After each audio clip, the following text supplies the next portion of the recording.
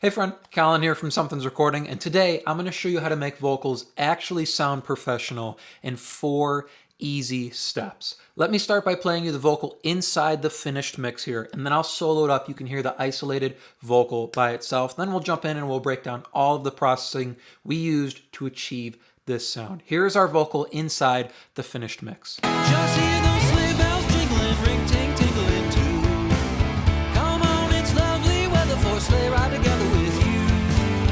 Outside the snow is falling and friends are calling you. Come on, it's lovely weather for a sleigh ride together with you. Kitty sleigh bells jingling, ring ting tingling too. Come on, it's lovely weather for a sleigh ride together with you. Outside the snow is falling and friends are calling you.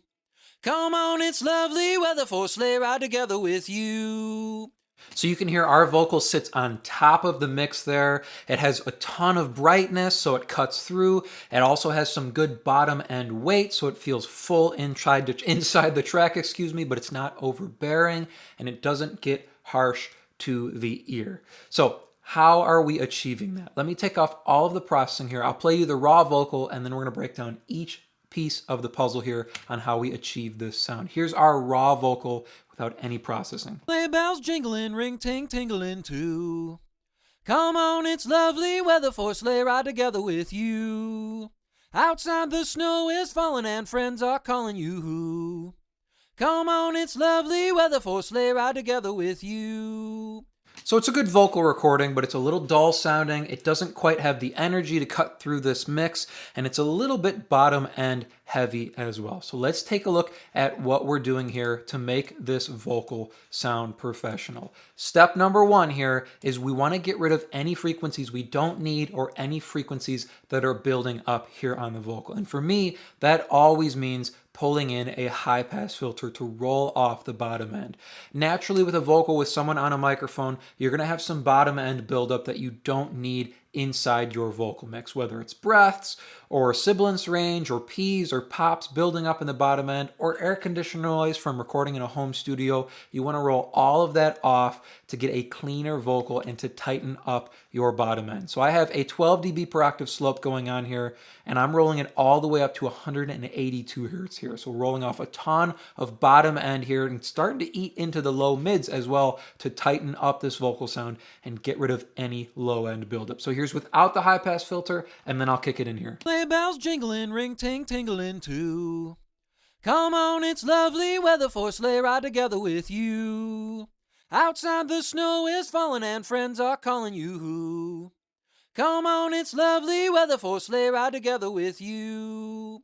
You can hear how much that cleans up our vocal, gives us a ton more headroom as well to boost, to compress, to do whatever on our vocal here. And you can actually visually see all of the frequencies down here that build up in the bottom end from P's, from pops, from breaths, whatever down there. We can roll all of that off. We can't hear it, but it's still there. And you have good subs, you put it on a big system, all that buildup is going to come through on our vocal. So cleaning that up, that's step number 1. Step number 2 is we want to get our vocal out front and we want to get it even so it sits on top of the mix here.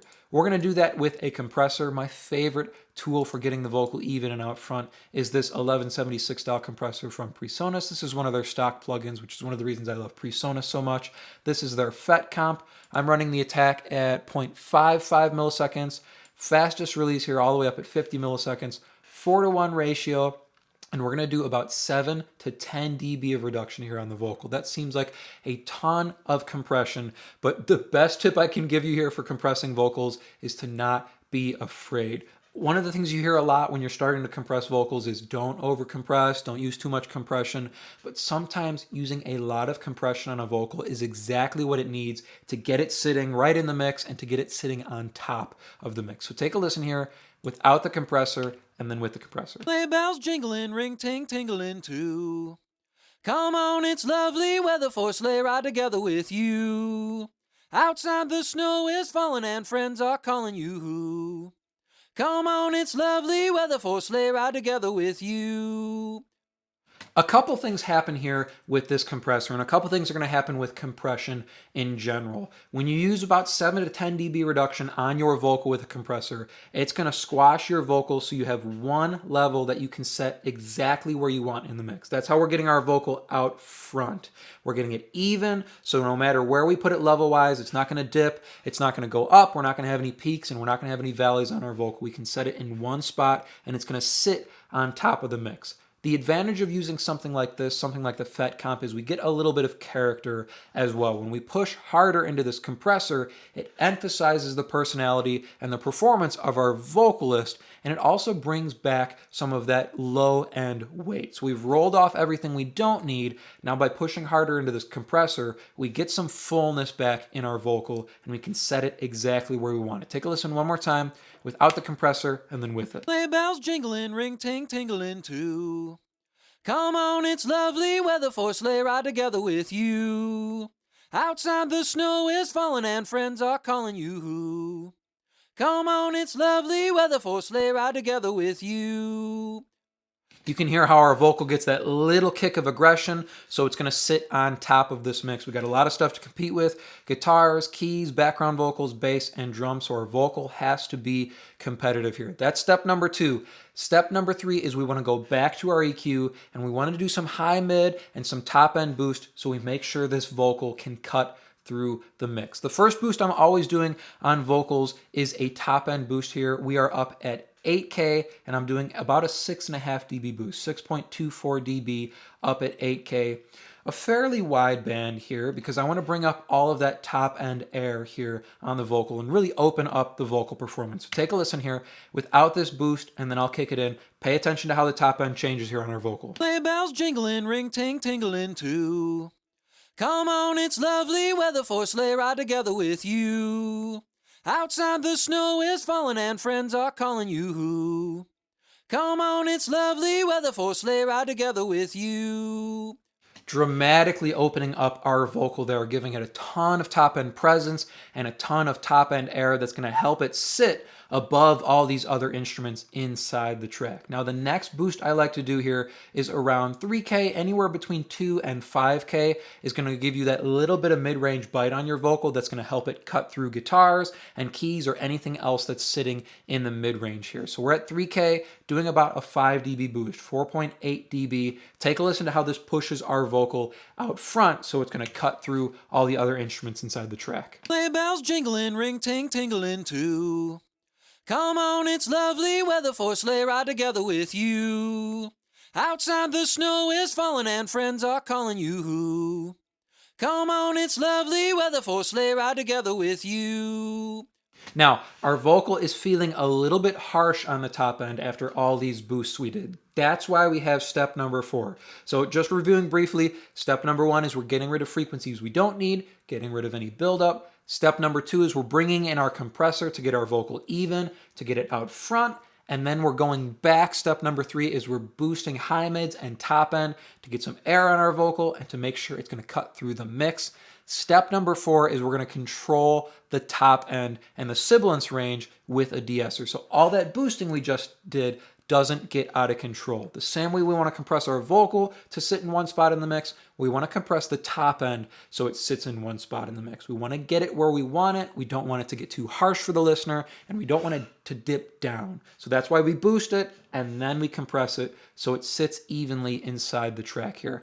I actually like to use a multi-band compressor instead of just a single band de-esser. So I'm just using this multi-band, and we're just looking at 4K and above here. 20-to-1 ratio, fastest attack, fastest release. We want to grab any S's, any pieces of the sibilance range that pop out, and then we want to let go of the vocal as fast as possible to leave the rest of it, untreated, unaffected by this de-esser here. So take a listen without the de-esser, and then I'll kick it in here. Sleigh bells jingling, ring ting tingling too.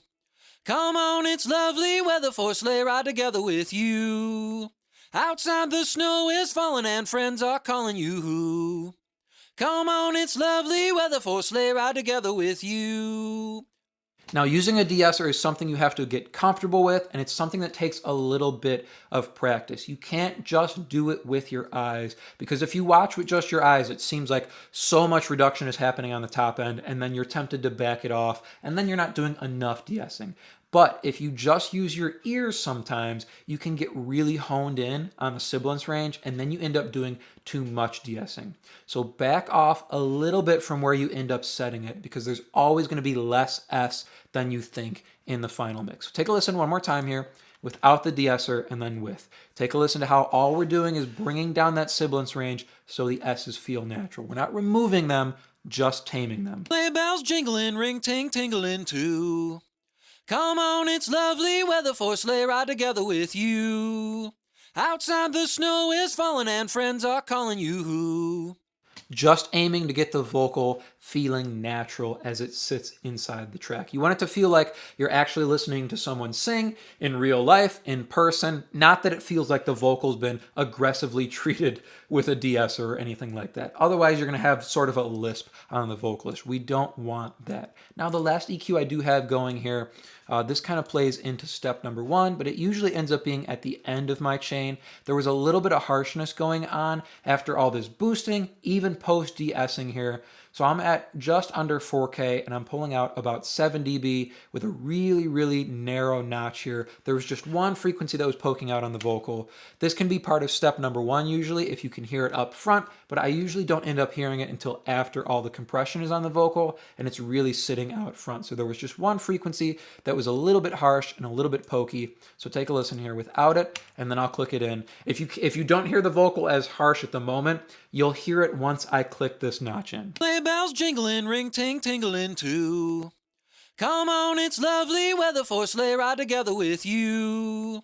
Outside the snow is falling and friends are calling you. Come on, it's lovely weather for a sleigh ride together with you. Just smooths out the high mids and the top end of the vocal a little bit so it's not harsh and it's not edgy for the listener. Let me play this in context one more time. I'll ABR processing and I'll solo it up as well so you can hear what the vocal is sounding like before and after by itself. Sleigh bells jingling, ring ting tingling too. Come on, it's lovely weather for a sleigh ride together with you. Outside the snow is falling and friends are calling you. Come on, it's lovely weather for a sleigh ride together with you. Getting sleigh bells jingling, ring ting tingling too. Come on, it's lovely weather for a sleigh ride together with you. Outside the snow is falling and friends are calling you. Come on, it's lovely weather for a sleigh ride together with you. So our 4 easy steps for getting your vocals to sound professional in a mix. Step number 1 is we're using our EQ to get rid of any frequencies that are building up, any frequencies that we don't need. Step number 2, we're pulling in our compressor to get our vocal even, to get it sitting on top of the mix. Step number 3, we're going back to our EQ, boosting some top end, some high mids to make sure our vocal cuts through in the mix. And then step number 4 is we're using our de-esser to control and tame the top end so our vocal isn't harsh or edgy for the listener. I hope that was helpful for you. If you are looking to go a little bit deeper into the mixing process in its entirety and really start to hone your workflow as an audio engineer, then I have just the tool for you and it is completely free. It is my 7-step mixing checklist, and it's just a simple PDF that will walk you through the entire mixing process step by step to help you get professional and radio-ready mixes without any more of the guesswork. It is completely free to download, and you can get access to that by clicking the link below in the video description. Thank you so much for watching, and I will see you in the next video.